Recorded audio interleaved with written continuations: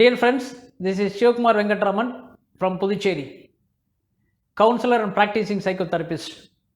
This is my first YouTube channel, Mind Design. With a 10 years experience as a HR, this gave me an opportunity to get into this psychology and counseling area, whereby I have the opportunity to meet people and get to know their problems and give a feasible solution, thereby bringing happiness into their life. The sole purpose of this new YouTube channel Mind Design is the same, as to bring happiness into the people. Today in our country there is a social stigma about our mental health. To exactly say, do we give the same importance as we give importance to our physical health? Most of the times we take it granted whenever we face difficulties with our mental health. We don't give that much importance as to our physical health. But I would rather say that it is very important to address mental health difficulties as early as possible, because it can save a lot of other problems that can happen as a chain reaction. So it is better to consult a counselor or psychotherapist as early as possible, so that you bring happiness into your life. So in this video and the series of videos that is to follow, I am going to give you some of the common psychological problems and the tips and techniques to overcome this. To explain in a simple way as how to understand what the importance of counseling is all about, I will rather cite a very simple example.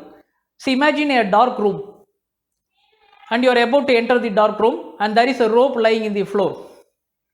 So as soon as you see the rope, most of the time we feel that it may be a snake. Because of the darkness, we don't understand it is a rope, rather it is taken as a snake and we get scared. But once we switch on the light in the room, then we can see clearly the same snake, which appears to be snake, appears as a rope, which is the reality. So the light makes the difference. Light shows the reality.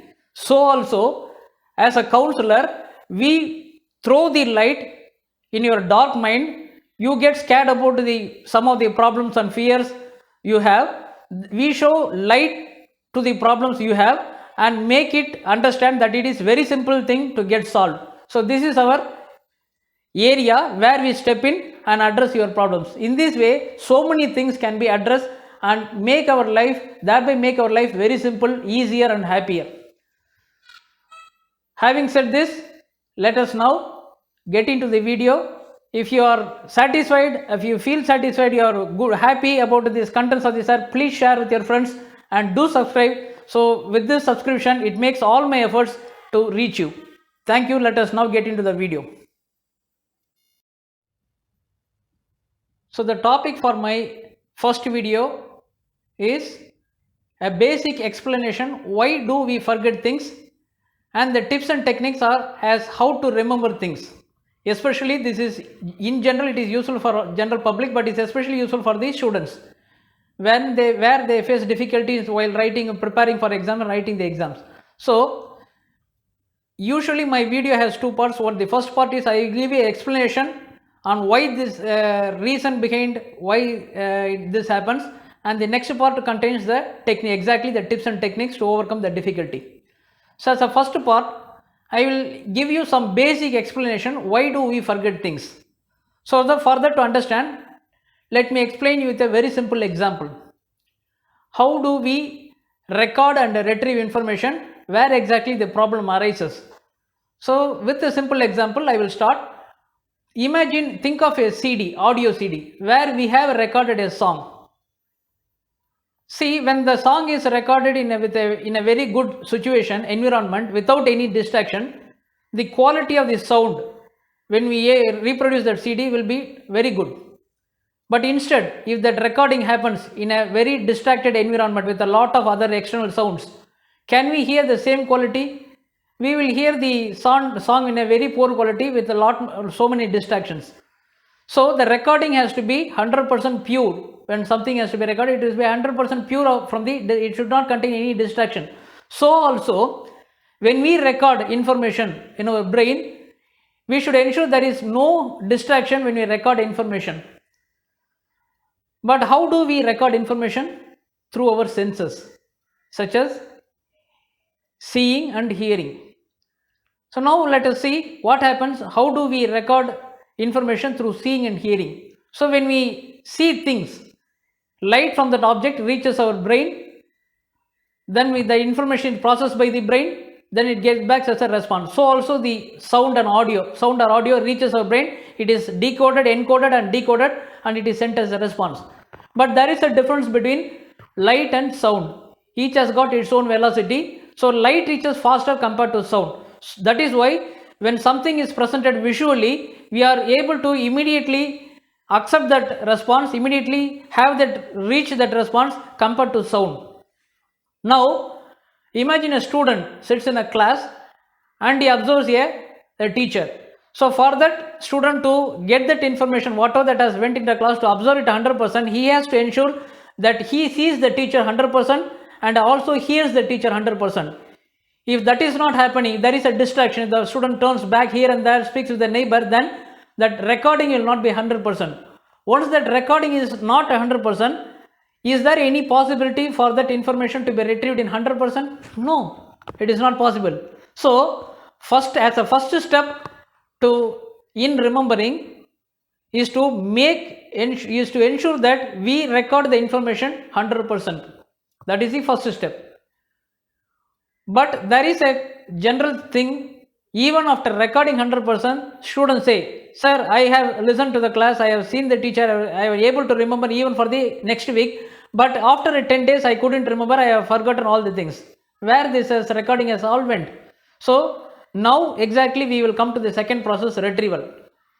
Even though recording has been done to 100%, how do we retrieve information? There is a problem also in retrieving the information. If the retrieval has to be there 100%, then what should be there to ensure that 100%?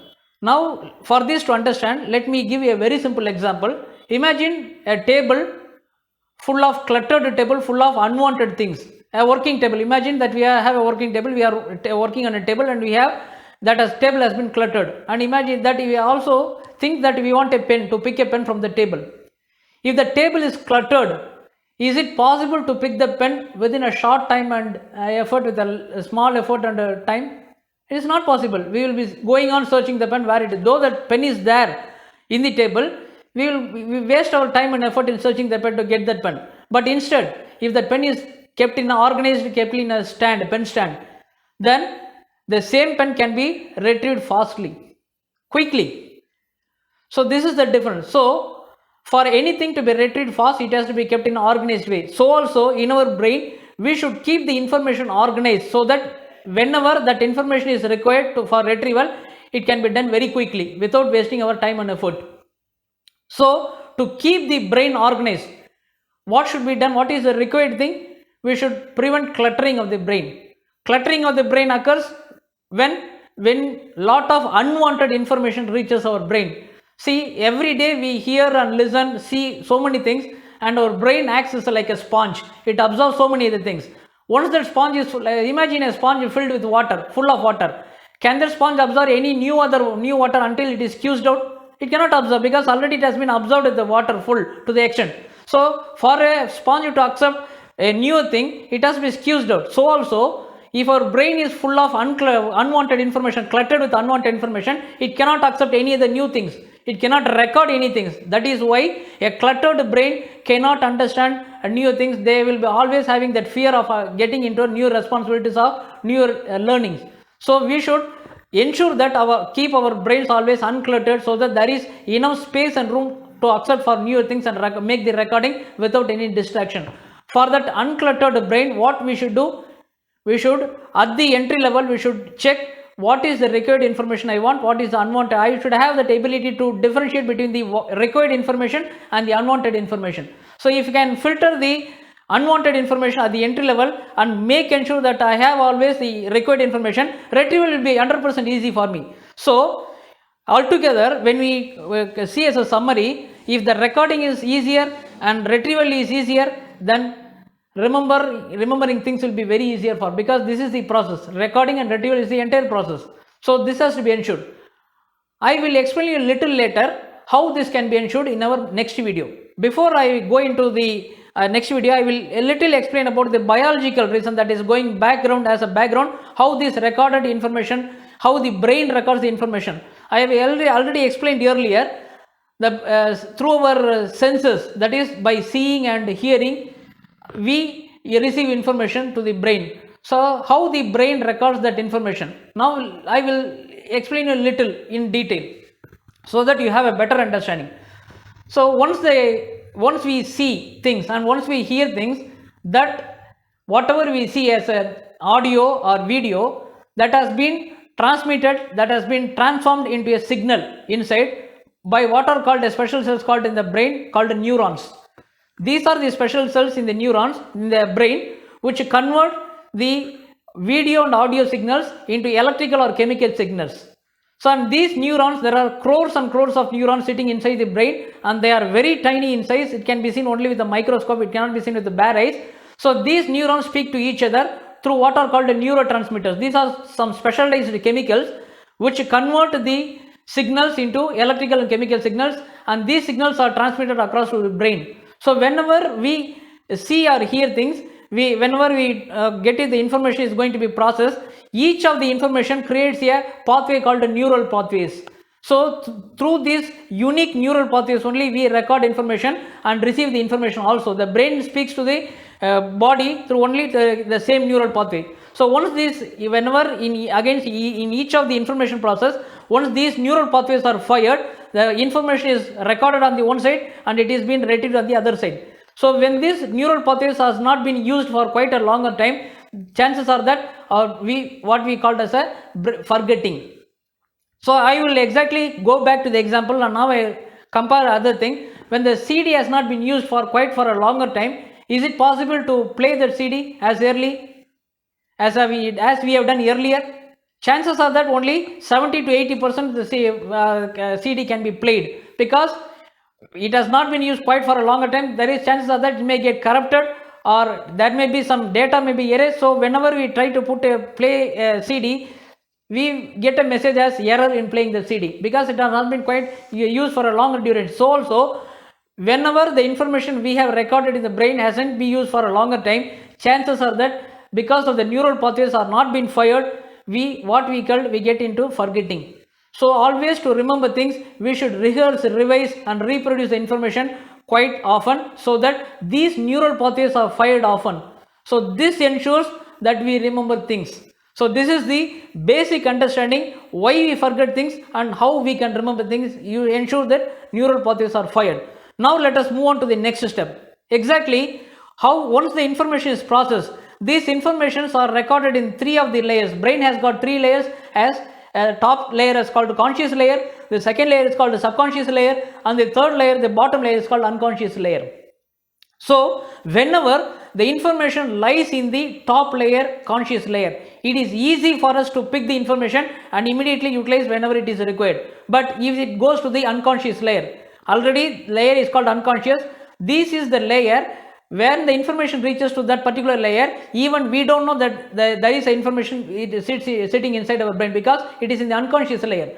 So we shouldn't allow the information at any point of time to reach the unconscious layer. We should ensure that information lies always in the conscious layer.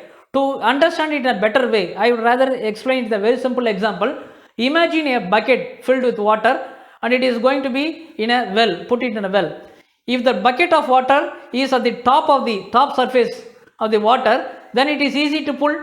If the same bucket of water is lying deep inside the well, so it requires more time and effort even to reach the surface, and from the surface then it has to reach the top. So it is requires more time and effort to pull a bucket of water if it is well immersed in the well compared to a bucket of water lying at the top. So also the information, when it is there in the top, in the conscious layer, it is easy for us to retrieve when it is required, rather than lying in the unconscious layer. So always, whenever students, especially students, always we should ensure that whenever we go for the exam, especially whenever in the exam time, we should always ensure that information lies in the conscious layer rather than it reaches the unconscious layer.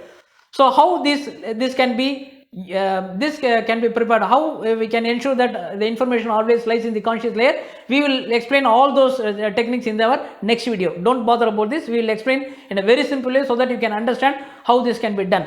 So As a summary, I would rather say that today whatever we have learnt as, one is the how we record information, the other one is retrieval information, the problems there, and the layers of the brain, and the biological way how the brain acts. So with this understanding, in our next video, I will be able to explain you the tips and techniques as how to memorize things, how to utilize our retrieval information exactly, particularly in the exam point of view, and make it easier and score good marks.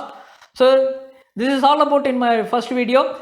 Hope that you would have understand clearly.